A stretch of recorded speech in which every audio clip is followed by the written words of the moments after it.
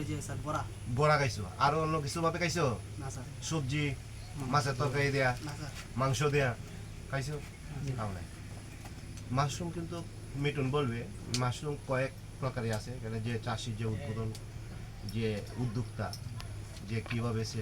sell দেয় বিভিন্ন জায়গায় কীভাবে এটার প্রসেসিং করে ওইটা বিষয়ে এই যে কৃষক মিটুন উনি বলবে ওনার কাছ থেকে জানবা তারপরে আমিও কিছুটা শেয়ার করব মাশরুমের কিন্তু জাতও আছে এবং যা বলবে